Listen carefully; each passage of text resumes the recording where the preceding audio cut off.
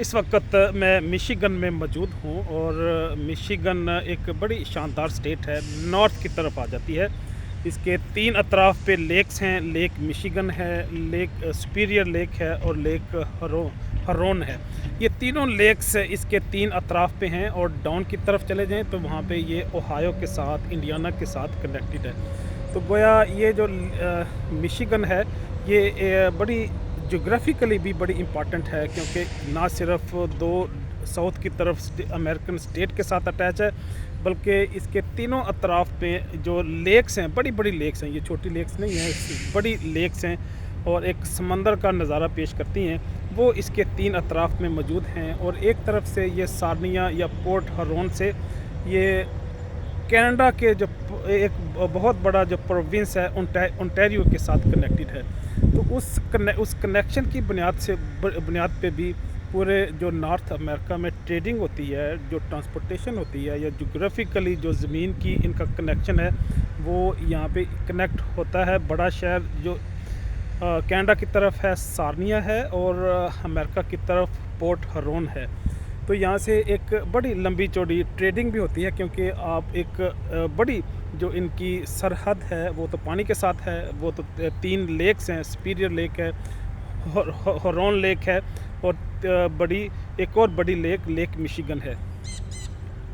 तो जो मैं बात करना चाह रहा हूँ वो ये है कि ठीक है, इनको कुदरत की तरफ से, अल्लाह की तरफ से इनाम मिलते हैं कुछ लोगों को उनकी लोकेशन की बुनियाद पे, लेकिन उसके साथ साथ मैं समझता हूँ कि लोगों की अपनी भी कावश, अपनी भी सोच और अपनी भी जद्दोजहद की भी एक बड़ी कंट्रीब्यूशन होती है कि वो प्लान करते हैं, दयानतदारी के साथ मनसूबाबंदी करते हैं और रैशनली उनको चाहे डिफरेंट सेगमेंट्स में वो डिवाइड करते हैं, inch by inch, foot by foot चीज़ों को बड़े हकीकी अंदाज में आगे बढ़ाने की कोशिश करते हैं। इसका नज़ारा मैंने यहाँ पे आके किया। मैंने देखा लोगों को किस तरह से वो अपनी कौम के साथ, अपनी धरती के साथ, अपने इस जो उनका वतन है, जो उनका मुल्क है, उसके साथ किस तरह से वो पैट्रियोटिक हैं।